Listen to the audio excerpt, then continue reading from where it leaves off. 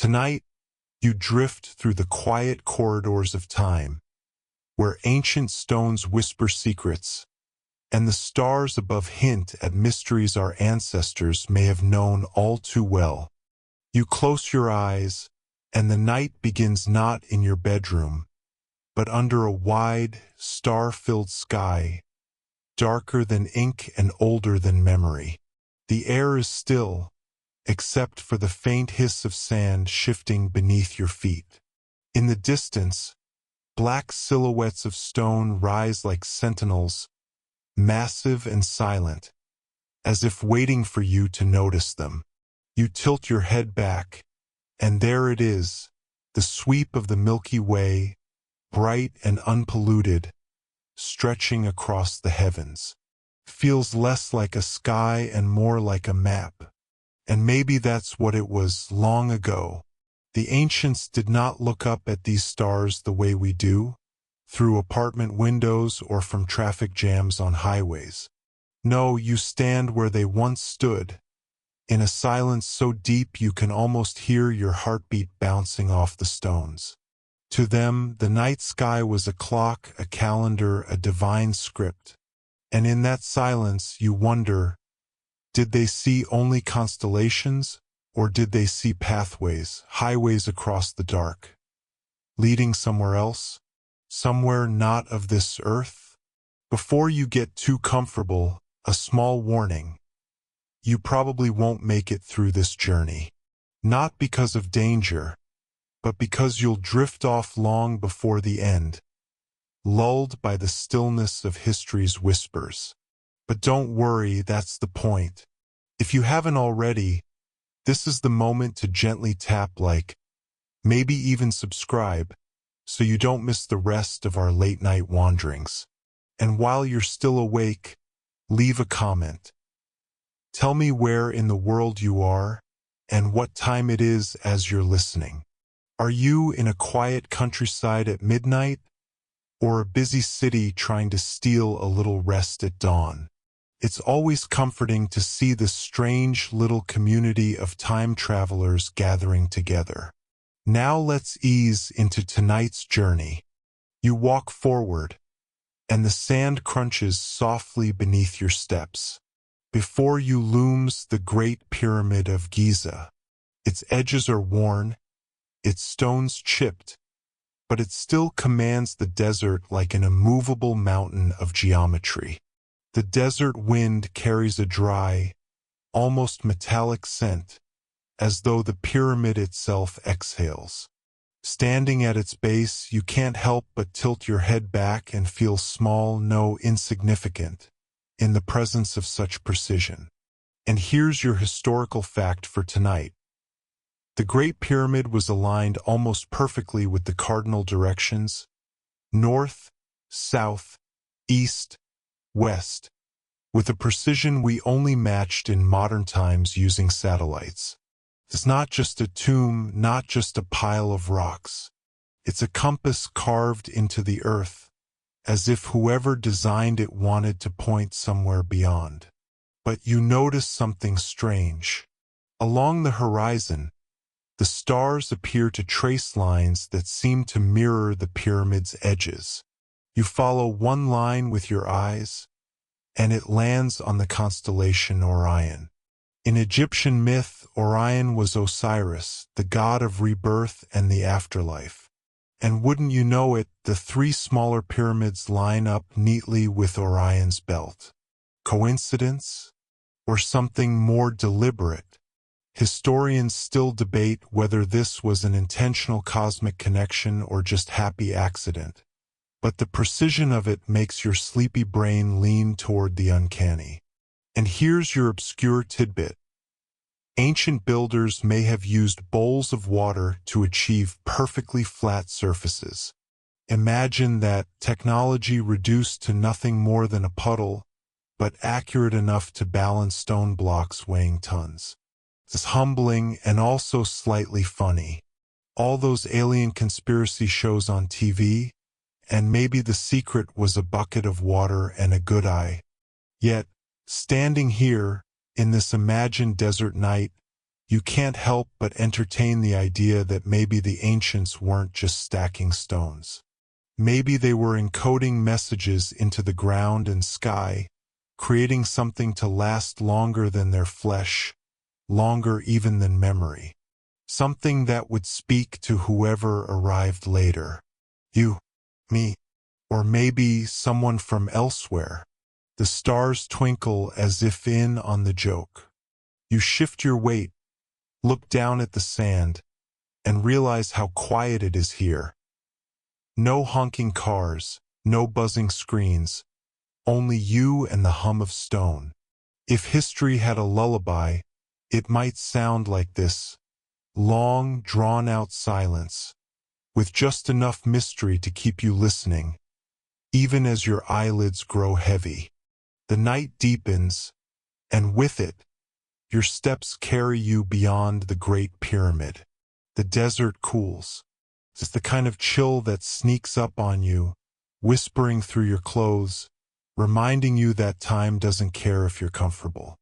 Ahead, a line of weathered stone statues waits, half buried, their faces softened by centuries of wind. They stare blankly into the distance, as if keeping secrets you're not supposed to know. You pause, and the silence feels alive, like the desert itself is listening. Then, slowly, your gaze drifts upward. The stars, always the stars, burn sharp and steady, so steady that you feel a little unsteady yourself. It's almost too perfect, too ordered. And that's when you notice the ancient carvings on a nearby wall, faint but still visible. Spirals, animals, ships, and what looks suspiciously like a set of wings unfurling into the sky. Here's your big historical fact for tonight.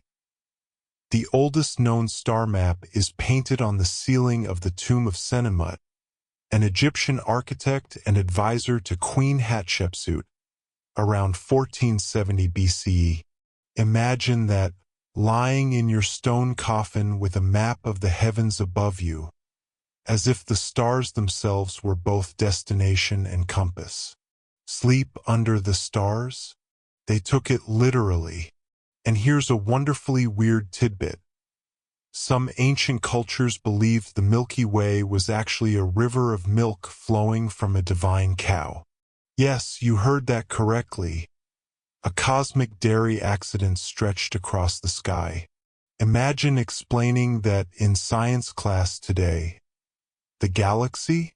Oh, just spilled milk. Don't cry over it. You lean against the stone and breathe.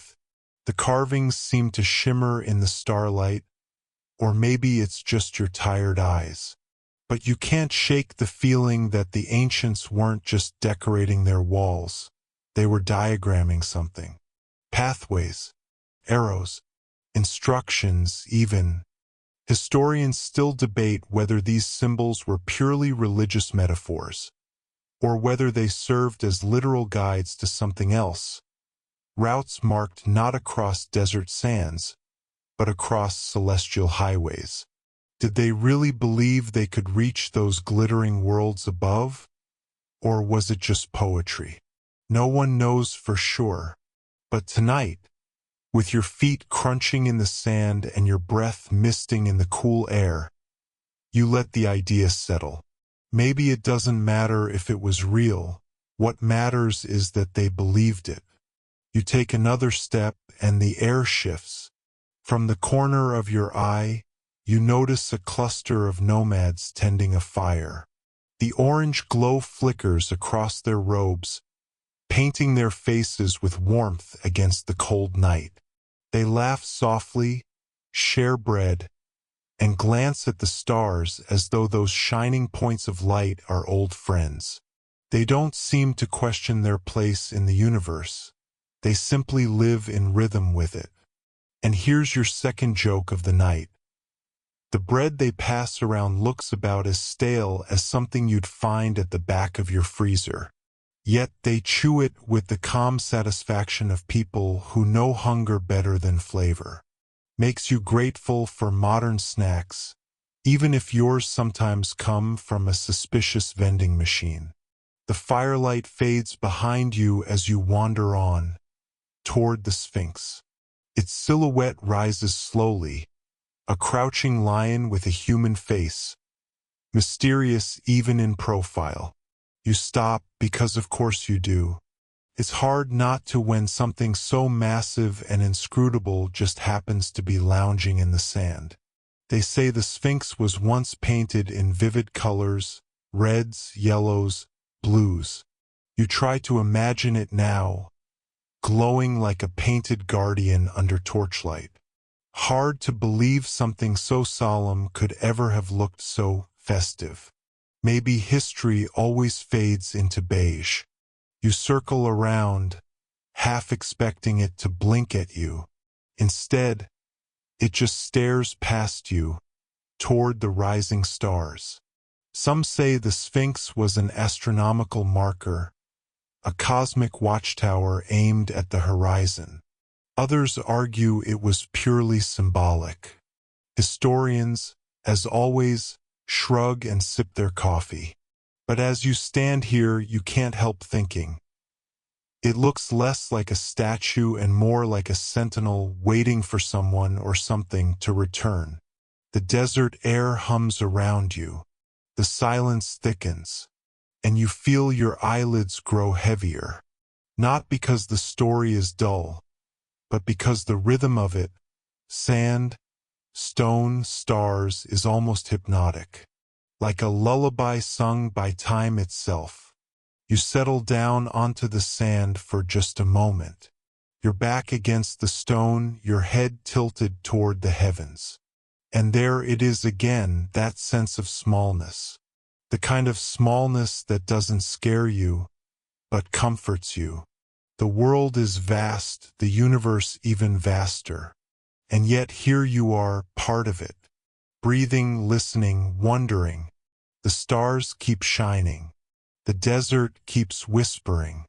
And the story keeps unfolding. You rise again, brushing grains of sand from your clothes, and set your feet toward the horizon where faint ruins dot the desert. The sky is still wide open above you, heavy with constellations. You realize, with a touch of irony, that your walk tonight has become a kind of time machine. Every step forward feels like another step backward into history. The ruins ahead are smaller than the pyramids, less intimidating, yet somehow more intimate. Mud brick walls crumble under the weight of centuries, and doorways sag where no doors remain. A faint wind whistles through the gaps, like the ghost of a flute player who never stopped practicing. Inside one broken chamber, you find something odd. A faded mural sprawls across the wall. At first glance, it looks like the usual collection of animals, gods, and patterned borders. But look closer. There, above the heads of painted priests, is a curious image. A disk in the sky, rays extending downward, each tipped with a hand offering something. Some say it represents Aten, the sun god. Others whisper, with a grin, that it looks suspiciously like a glowing craft descending. Here's your historical anchor for this section. During the reign of Akhenaten in the 14th century BCE, Egypt shifted to worshipping Aten, the sun disk. This was radical stuff. Imagine changing your entire Spotify playlist overnight and deleting all your old favorites. People didn't love it. After Akhenaten's death, the temples were abandoned, his statues smashed, and the old gods reinstated like a greatest hits album returning to the charts. Now for something peculiar. Archaeologists once uncovered a clay model of what looks like a bird with fixed wings. Some argue it was a child's toy. Others insist it was a primitive glider. Still others shrug and say, "We just don't know." Historians still debate whether it was aerodynamic design or simply a wooden doodle. But tonight, under these stars, you find yourself leaning toward the more imaginative answer. Because why not? You run your fingers along the mural's cracks. The painted faces stare back at you, their black-lined eyes sharp even after thousands of years. Do they know something you don't? Or do you just want them to? From outside, a low rumble drifts in, the sound of wind sweeping across open sand. It almost sounds like chanting, or maybe humming. The line between nature and ritual feels thinner here. You close your eyes and for a moment, you can imagine a crowd gathered in this very room, heads tilted skyward, waiting for the divine disk to descend. Then, just as easily, the illusion fades. All that's left is you, the sand, and the faint smell of dust and time. And here comes the joke. You catch yourself thinking, if an alien ship did land right now, you'd probably just wave politely, yawn, and ask if they had snacks. After all, it's been a long night. You step outside again. The moon, pale and full, hovers over the desert. Its light spills across the ruins like silver paint, softening their sharp edges. Beyond the crumbling walls, you see faint tracks in the sand. Not modern footprints, but older, wider, deeper, as though something massive once rolled here. Chariot? Wagon? Or something else? Scholars would insist on the chariot answer. Practical, logical, testable. But here, under the stars, it's easy to let your mind drift toward other possibilities. You follow the tracks until they vanish into the dunes. The silence presses in again, heavier now, like a blanket, and you realize something. You've been walking for hours, and yet the night feels endless, as though time itself has slowed down to keep you company. Your eyes grow heavy, your thoughts slower. The ruins blur behind you as you sink into that calm, dreamy state where history and imagination mix. Maybe you're not just walking through ruins, you're wandering through someone else's memory. And the night has more memories yet to share. Morning does not arrive in a rush here, it seeps in. A faint line of pale pink creeps across the horizon, then deepens to gold. The desert shifts color, from shadowed blue to warm honey, and with the light, your path reveals itself more clearly. Ahead lies a river, the Nile, lifeline of Egypt, a ribbon of green threading through the endless brown. You approach its banks. The air is cooler here, thick with the scent of reeds and water.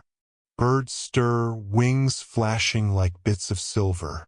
Farmers in simple linen kilts wade into the shallows, tossing nets with a rhythm as old as time. A donkey brays somewhere, unimpressed with the cosmic mysteries unfolding overhead. Life goes on. Always. This is where your historical fact fits. The Nile's flooding wasn't just seasonal luck. It was predictable, almost mathematical. Ancient priests studied the stars, particularly the rising of Sirius, to know when the waters would come. To them, astronomy wasn't just about the heavens.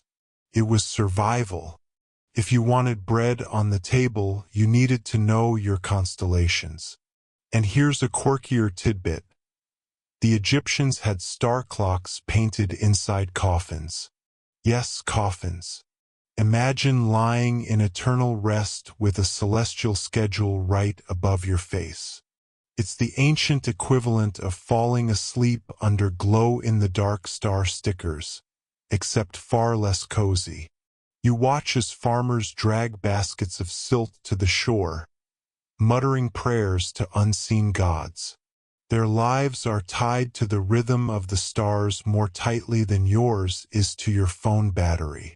and yet they seem peaceful. Maybe it's because they never had to deal with buffering videos. As the sun climbs higher, you notice something unusual. A cluster of stone pillars, rising awkwardly from the ground, far from any obvious temple. They're rougher than the polished grandeur of the pyramids, more primitive. But etched into their sides are patterns, swirls, circles, jagged lines pointing skyward. Some resemble stars. Others look like maps. And still others, strangely geometric, like grids or lattices, out of place in a world of reeds and clay. Historians still debate whether these carvings were symbolic, astronomical, or simply decorative. You, standing here with the sun warm on your face, feel like they were trying to capture something they saw, something they didn't quite have the tools to describe. A farmer notices you lingering and laughs. He gestures at the pillars, then shrugs. To him, it's just part of the landscape, no more mysterious than the weeds along the river. You smile back, but inside, the carvings tug at you like an unfinished sentence. And here's the second joke. You realize that if you were an ancient farmer, you'd probably be the one staring at rocks all day instead of doing the actual farming. Some things never change. The day warms quickly. Sunlight bounces off the river, dazzling your eyes. You sit beneath a palm tree, listening to the soft rush of water and the occasional splash of a fish. The Nile murmurs like a lullaby, steady and eternal. And though your journey is far from over, you allow yourself to drift in its rhythm. For a moment you think, maybe this is the secret. Not pyramids, not carvings, not mysterious discs in the sky. Just the quiet hum of life beside the water, the stars above guiding you, the river below feeding you. Perhaps that was enough. But the carvings remain in your mind, etched as sharply as the stone they rest on. They point upward, always upward, toward the stars, toward something beyond. And with that thought, you rise again. The journey is calling you onward. You wander further along the Nile's edge, the sun higher now, painting the river in gleaming ribbons of light.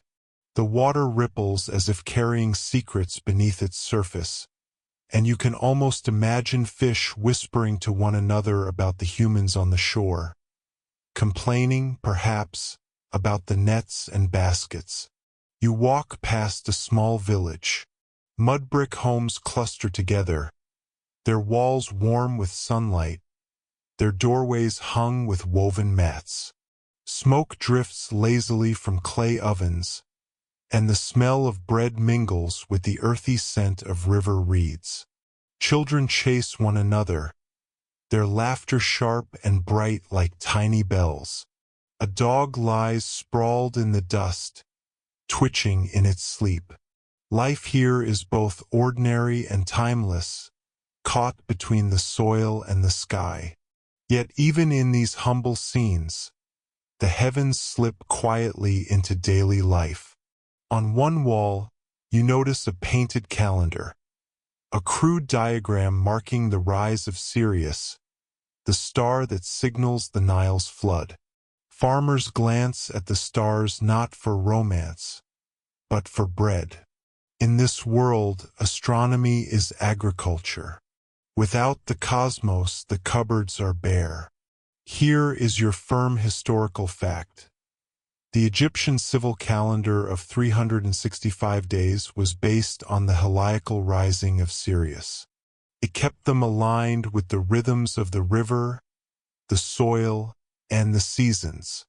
To them, astronomy wasn't an abstract hobby. It was their clock, their planner, their weather app all rolled into one. But something odd catches your eye. In the corner of a hut, Tucked behind a basket of grain lies a peculiar little figurine. Its head is round, its body elongated, and its eyes are wide, almond-shaped, almost comically so. You can't help but think, it looks strangely familiar, like the popular depictions of aliens in modern culture. Of course, it could be anything. A doll, a charm, or just an artist having fun with proportions. Historians still debate whether such artifacts represent gods, people, or simply artistic imagination. Tonight, however, it tilts the balance toward wonder. You imagine the villager who carved it, perhaps after staring at the night sky too long. Maybe they wanted to capture what they thought they saw or dreamed they saw. Or maybe they just wanted their figurine to look a little spooky, the way kids today draw monsters with too many teeth. You chuckle to yourself.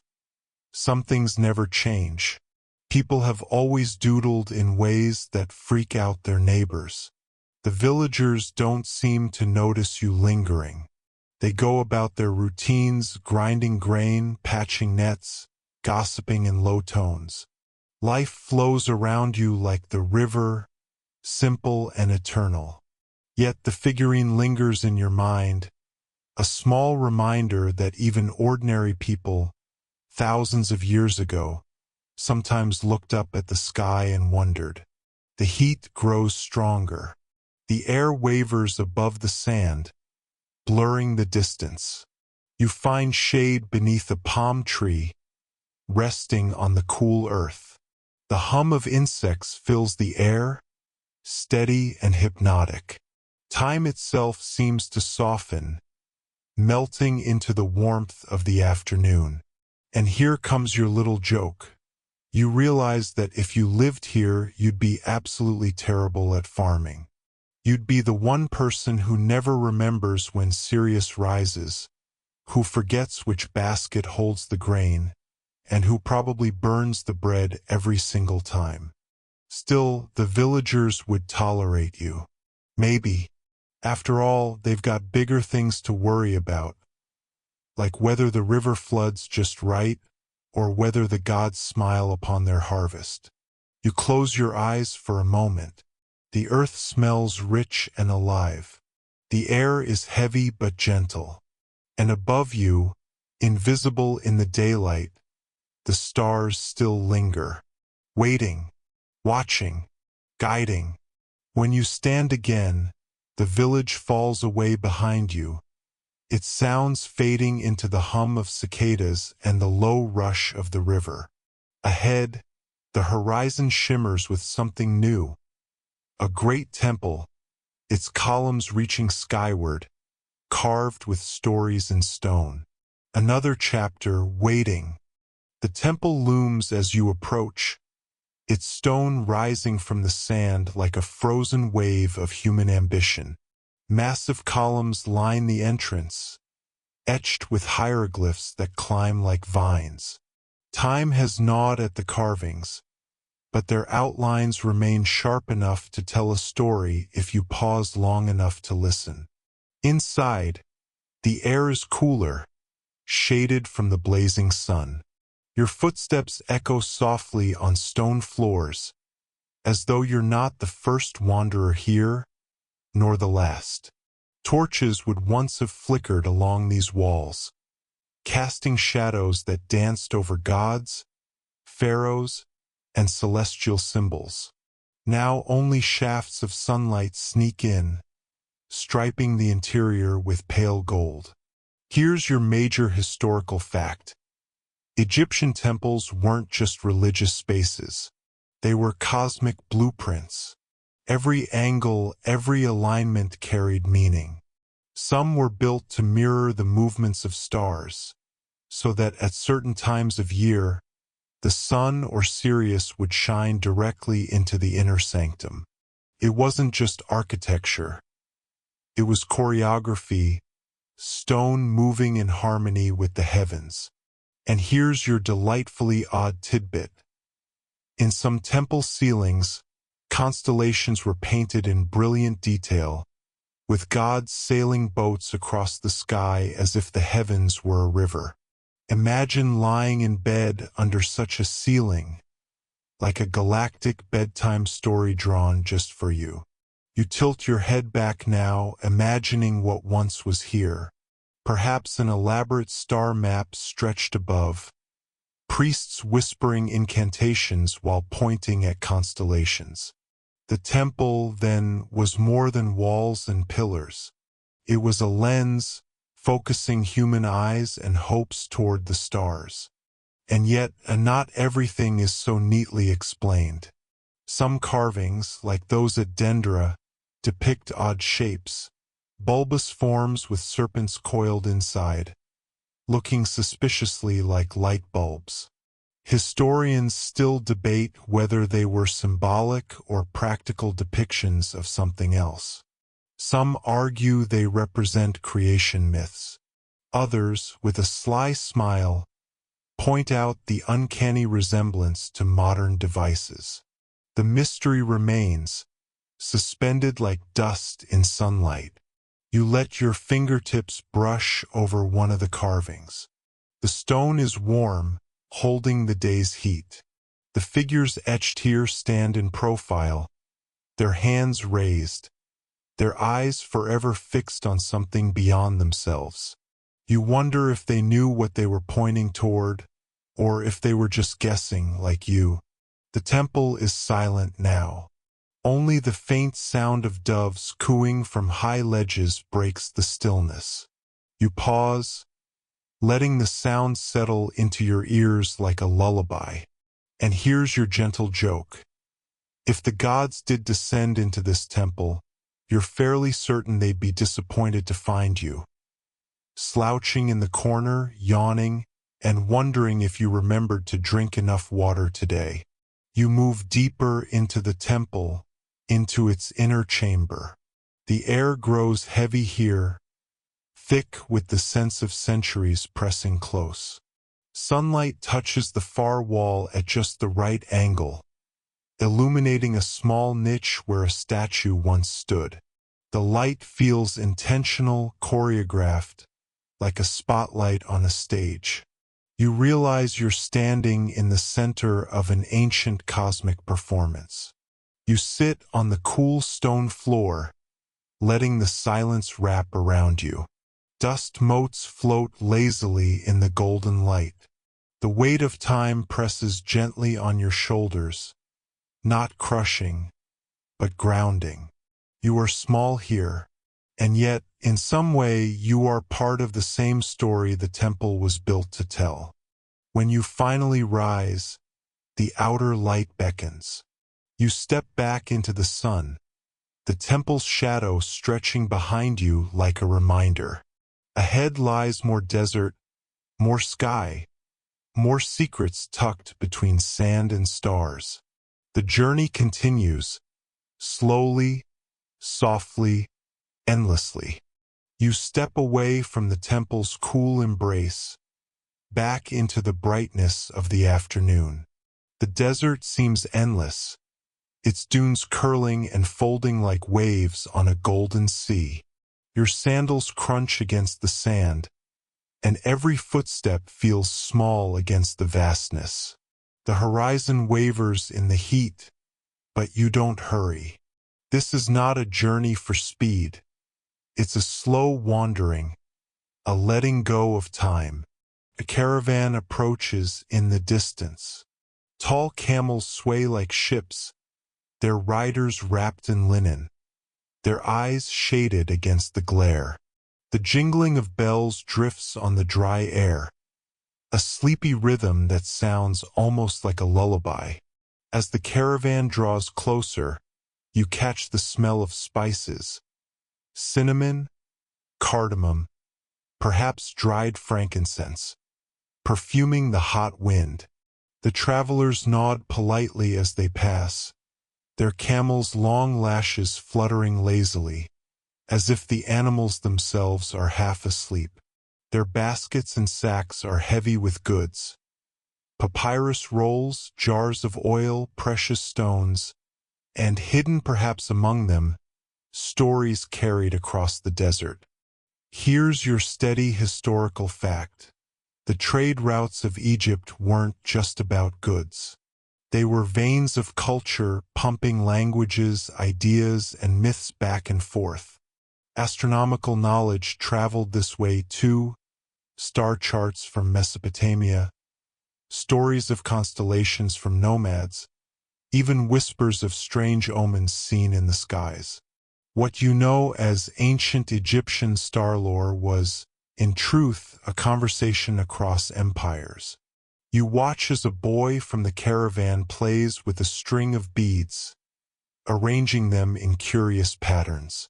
Circles, lines, clusters. He smiles when one falls into place, as though he's solved a puzzle. Perhaps you wonder this is how constellations were born, not in priestly halls, but in the hands of children who saw shapes where others saw chaos. But then, something peculiar. A small clay tablet, resting in one of the open baskets, etched with marks that don't look quite Egyptian. Zigzags, spirals, and what might even be stars arranged in unfamiliar ways. The trader doesn't notice your interest, though. To him, it's just another trinket, another item to barter. To you, it feels like a whisper from far away, a secret of the sky tucked into a bundle of ordinary wares. Historians still debate whether some of these tablets represented astronomical records, symbolic doodles, or simply decorations. You smile because in truth, humans have always doodled stars. Sometimes to explain them, sometimes just to keep their hands busy. The caravan lingers at a well nearby. Water is drawn in long clay jars, the camels drinking in slow, exaggerated gulps. You rest under the shade of an acacia tree, the branches thin but enough to soften the glare. The ground is hard, but it feels steady, grounding, as though the desert itself is holding you. And here's your little joke. You realize you'd never survive one of these journeys. You'd be the person who asks, every half hour, "Are we there yet?" While everyone else tries politely not to leave you behind in the sand. Still, the caravan passes, disappearing back into the horizon, and the desert exhales into silence once more. The only sound now is the wind, sliding across the dunes like a low, endless sigh. You tilt your head back. The sun blazes, but you imagine the stars waiting behind it, patient, unmoved. The same stars that guided caravans, aligned temples, whispered to priests, and slipped into lullabies told by firelight. Always there, always watching. You stand again, brushing sand from your hands. Ahead, faint in the distance, rise the shapes of pyramids, sharp against the horizon, immovable, impossible, eternal. The air itself seems to lean toward them, as though even the wind knows. Those stones hold secrets too. You draw closer to the pyramids, and the sheer size of them presses into your senses before you even reach the base. Each block is massive, stacked with the precision of a puzzle solved millennia ago. The scale is absurd. You crane your neck upward, and still the peak feels out of reach, like a mountain built not by hands but by something otherworldly. Of course, you remind yourself it was human hands, tens of thousands of them, dragging, shaping, sweating under the relentless sun. And yet, the wonder doesn't diminish. If anything, it deepens. Here is your solid historical fact. The Great Pyramid of Giza is aligned with astonishing accuracy to the cardinal directions. North, south, east, west. Its edges fall almost perfectly true, as if measured with instruments modern surveyors would admire. The pyramid is also thought to echo the pattern of Orion's belt when viewed in relation to nearby pyramids. For the builders, this wasn't coincidence. It was cosmic architecture. And here is your strange tidbit. Ancient legends claimed the pyramids held secrets beyond tombs, maps of the heavens, even secret chambers meant for communication with the gods. In medieval Arabic lore, some said they contained knowledge from before the flood, placed there by beings who knew the stars better than men. Whether true or not, the myths clung to the stones like vines, wrapping them in mystery. You stand at the base, pressing your palm against a block.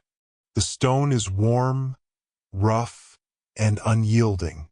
You imagine the workers who once leaned their weight here, dragging ropes across their shoulders, muttering prayers or curses under their breath. They were not pharaohs or priests, just ordinary people whose sweat still lingers in the cracks of these stones. And yet, you wonder what they thought as they looked up. Did they see only work? Or did some of them, perhaps at night, lie on their backs in the sand and notice how the pyramid mirrored the sky? Did they smile, realizing they were part of something bigger, something cosmic? Scholars still debate whether the alignment with Orion's belt was intentional or symbolic, or if it's simply a cosmic coincidence. The arguments drift back and forth like the desert wind. For tonight, though, the mystery feels deliberate, carved in silence for you to notice. You climb a little, just enough to feel the size beneath your hands. From here, the horizon stretches wide, the desert rolling away in all directions. The air is still heavy, and your breath slows to match it. A hawk circles high above, its shadow flickering across the stone. And here's your playful joke. Standing at the base of the pyramid, you feel like someone who's just walked into the world's largest "do not touch" exhibit, and promptly touched it anyway. You settle at the base again, leaning back against the stone. Its warmth seeps into your skin, steady and grounding. The pyramid towers above, sharp against the fading sky. Slowly, the sun drifts down, and stars begin to pierce the twilight. The first ones glimmer faintly, then grow stronger, until the heavens spill open above you. Orion appears, his belt unmistakable, as if to wink back at the stone below. You realize you're watching the same alignment that has drawn eyes for thousands of years, across dynasties, across centuries. You close your eyes, the pyramid at your back, the stars above, and the desert quiet all around. For a moment, you feel yourself balanced between stone and sky, ancient and infinite, human and beyond. And the night deepens, carrying you softly onward. You wake beneath the pyramid's shadow, though wake feels like the wrong word. It's more of a drifting, a slow return from the kind of sleep where dreams blur into memory. The air is cool at dawn, almost kind, and the first light paints the desert in pale rose and muted gold.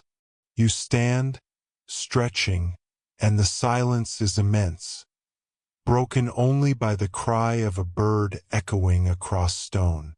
The pyramid behind you is no less overwhelming in morning light. Its edges seem gentler, softened by the glow, but the mystery remains sharp, like a secret that refuses to fade. As you wander along the base, you notice faint carvings, marks of workers, little notations scratched into stone blocks. Nothing divine, nothing cosmic, just practical records, names, tallies, maybe even inside jokes. the grandest monument in human history, and at its base, the echoes of graffiti. Here's your steady historical fact. Archaeologists have found quarry marks inside the Great Pyramid, scribbled in red ochre. Some read the Friends of Khufu Gang or the Drunkards of Menkor. Teams of workers had nicknames like sports clubs or university groups today, and they weren't afraid to leave their mark on eternity. And here's your peculiar tidbit. Some medieval travelers swore that the pyramids emitted strange humming sounds at night, a vibration that pulsed through the air. Others claimed the stones themselves could sing when struck. Most likely, it was the wind threading through narrow passages. But then again, who can resist imagining a pyramid humming lullabies to the desert? You pause, leaning your ear against the stone. The warmth of yesterday still lingers, faint but steady, like a heartbeat locked in rock. And in the quiet, you almost think you hear something, a low resonance, a murmur from deep within. Maybe it's just your own breath echoing. Maybe not. Historians still debate whether ancient builders intentionally designed chambers to amplify sound or if it was simply architectural chance. And here's your light joke. If pyramids really did sing, the workers probably begged them to stop after a 12-hour shift. Imagine going home after hauling blocks all day, only for the giant stone monument next door to serenade you all night. The sun climbs higher, shadows shrinking, and you wander a little farther, past smaller pyramids and ruined temples. The ground is littered with shards of pottery, broken once and left for centuries. You pick one up. It fits neatly in your palm, glazed in a faded swirl of blue. For a moment you feel connected not to the pharaohs, not to the priests, but to the ordinary hand that once held this cup. The desert holds its secrets, both cosmic and human. And as the wind rises, tugging your robe, you realize both matter. The stars above and the lives below. You turn toward the horizon. There is another place calling you now, not Egypt, but across the sea. A land of marble columns and echoing amphitheaters. Greece waits, and with it new mysteries. The world shifts, and now you walk a shoreline where waves lap against smooth pebbles. Salt stings the air, and gulls will overhead, their cries sharp but familiar. Whitewashed houses climb a hill in the distance, and beyond them, temples rise, their columns gleaming pale against the sky. You are in ancient Greece, and everything here feels alive with thought. Philosophers argue in shaded courtyards, fishermen mend nets by the sea, and children play with clay figures in dusty streets. Even the air feels restless, full of ideas carried on the breeze. You stroll into the agora, the bustling heart of the city. Merchants shout, goats bleat, and somewhere, a flute trills lazily, almost like background music for the day. You pass a group of scholars debating under a portico. Their voices rise and fall in a rhythm that's almost hypnotic, like waves of curiosity breaking against stone. Here's your solid historical fact. The Greeks carefully mapped the skies, giving names and stories to constellations that still guide stargazers today. Orion, Cassiopeia, Andromeda. Legends pinned to stars, myths woven into the night. It wasn't just science. It was art, religion, and philosophy braided into the same thread. And here's your strange tidbit. Some Greek thinkers believed the stars made literal music. Not a metaphor, but a harmony of spheres. the planets moving in cosmic rhythm, producing tones too perfect for mortal ears. A universe as orchestra. You can almost imagine them craning upward, straining to hear the faint notes drifting down. Scholars still debate whether this music of the spheres was poetic fancy or a genuine attempt to explain cosmic mechanics. Perhaps both. The Greeks were masters of making science sound like poetry. You wander past a sculptor's workshop. Marble dust hangs in the air, glowing like mist in the sun. A statue half-carved watches you with blank eyes, its features still waiting to be revealed. The sculptor hums to himself, rhythmically striking with his chisel. You wonder if he imagines the statue already alive, just waiting to be uncovered. And here's your quiet joke.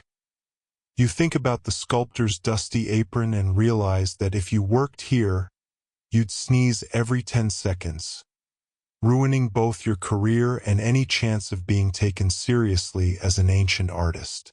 From the workshop, you wander uphill toward the Temple of Athena, its columns rising like fingers against the sky. Offerings of oil, bread, and figs rest at its base. The smell of burning incense floats in the air, sweet, smoky, timeless. You pause at the entrance, looking outward. The city sprawls below, the sea glitters beyond, and above it all the stars begin to emerge, faint at first, but brightening as night falls. You imagine philosophers sitting here, arguing about whether those lights are divine fires, reflections, or other worlds entirely.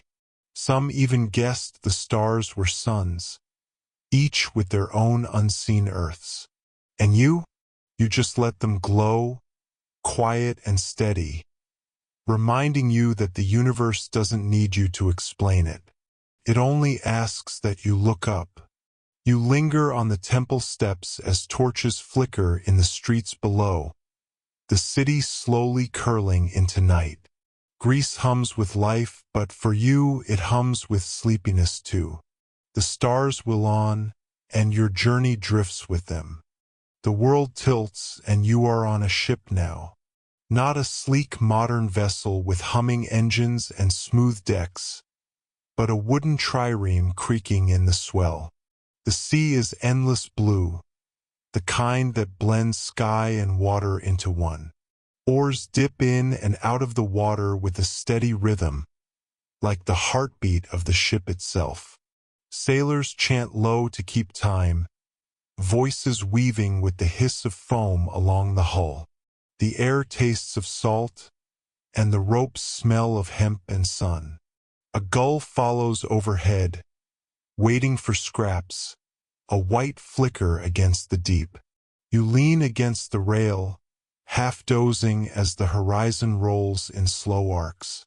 This voyage takes you east, toward a land of myths layered older than marble and fresher than Greek philosophy. The sailors murmur stories of Babylon, of towers that touched the sky and gardens that hung like green clouds above stone.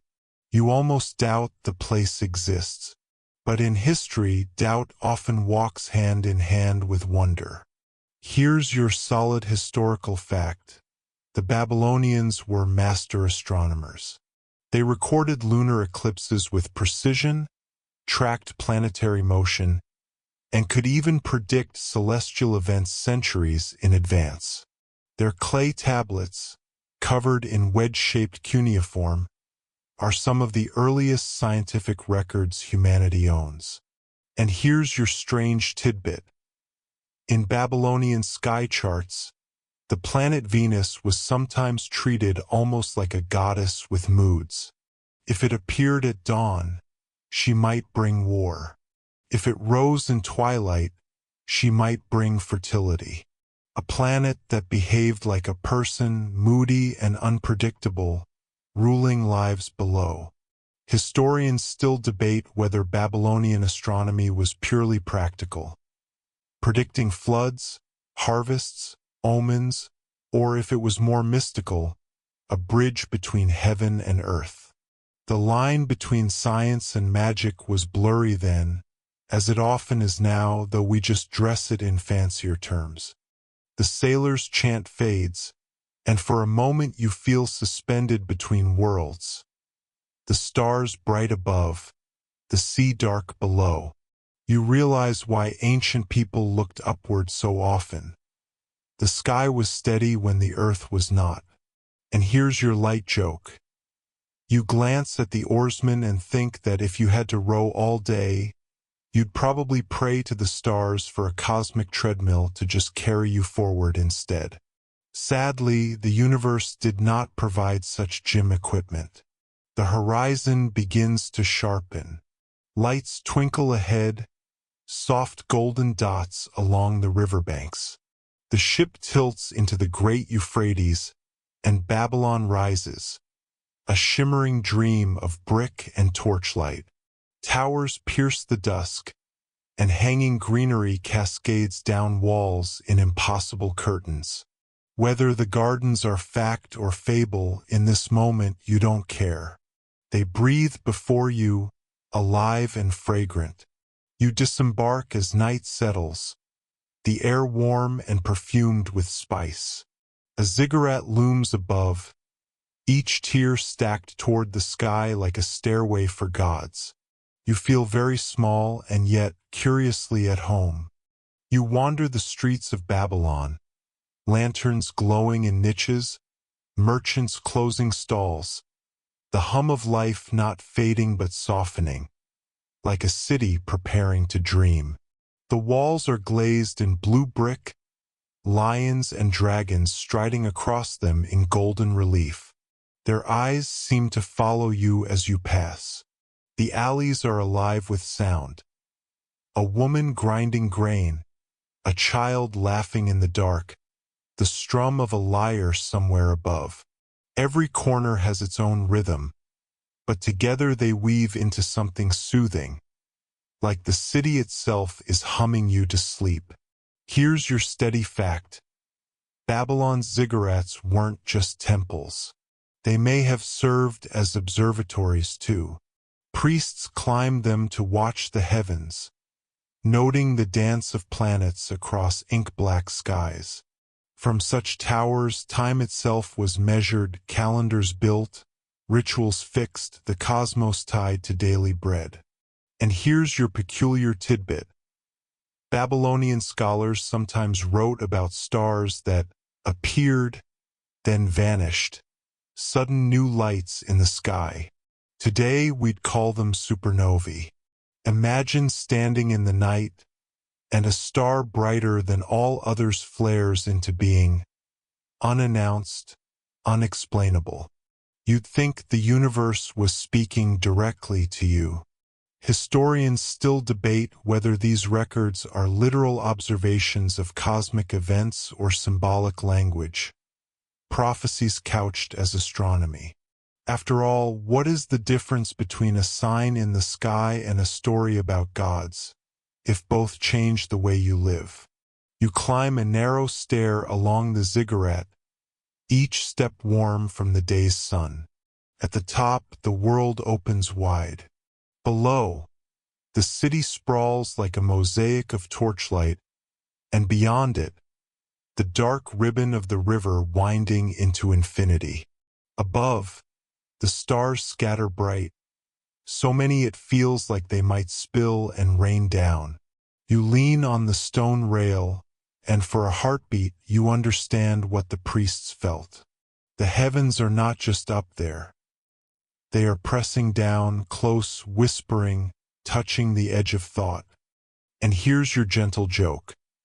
You think about how Babylonian priests probably didn't appreciate tourists climbing their sacred towers at night to just enjoy the view. You'd definitely be escorted out, maybe with a fine, maybe with a curse for good measure.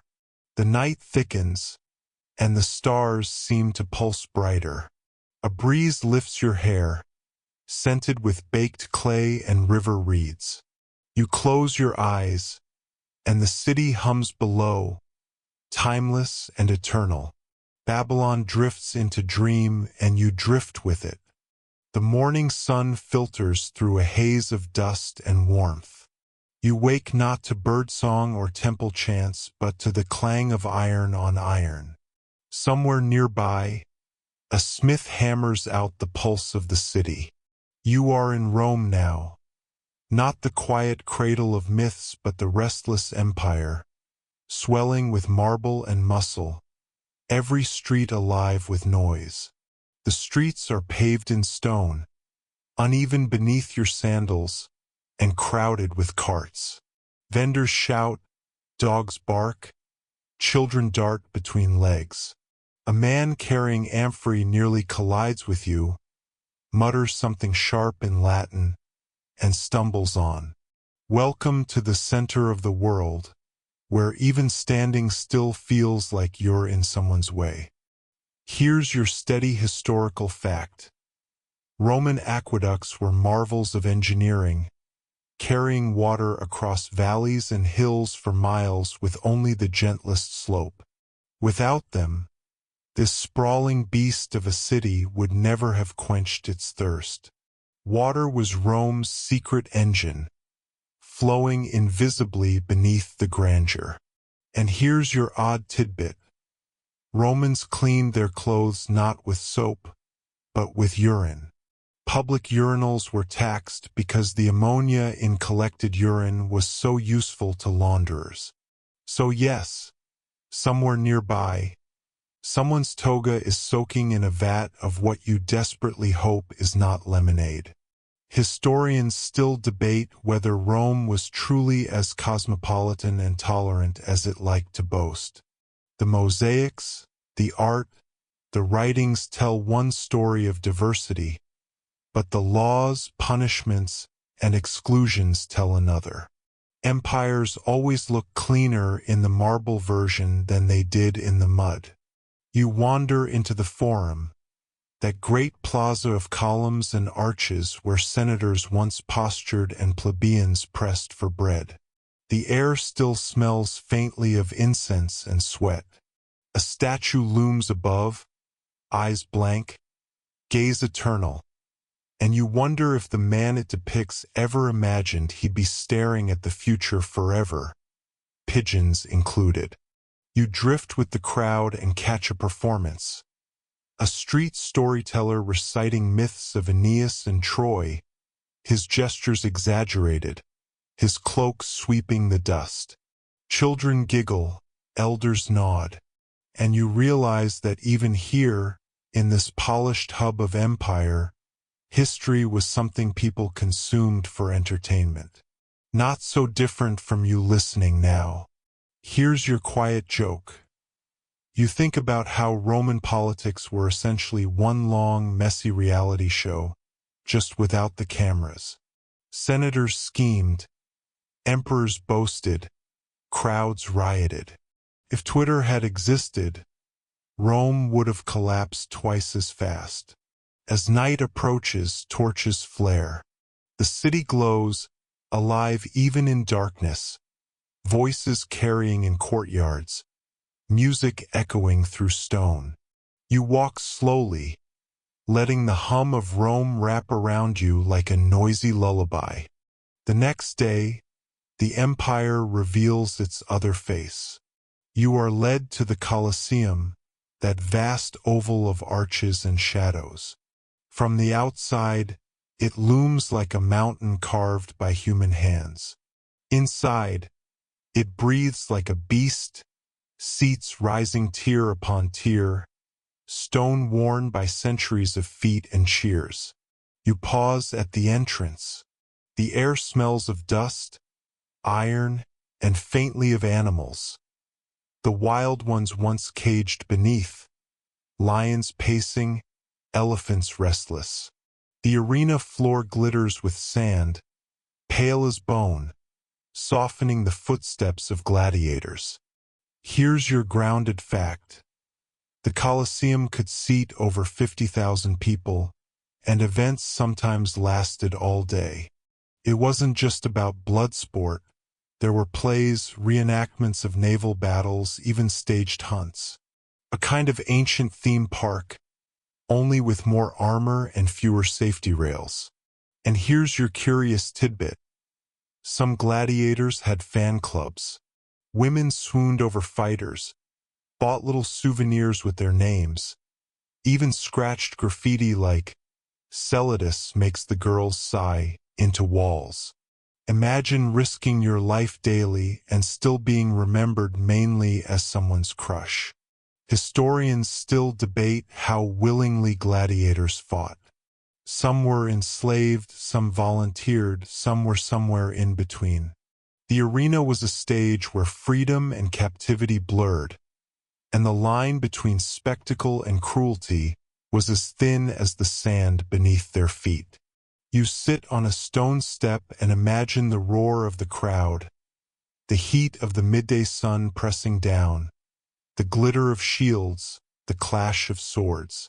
The sound reverberates in your mind, but here, in this retelling, it softens.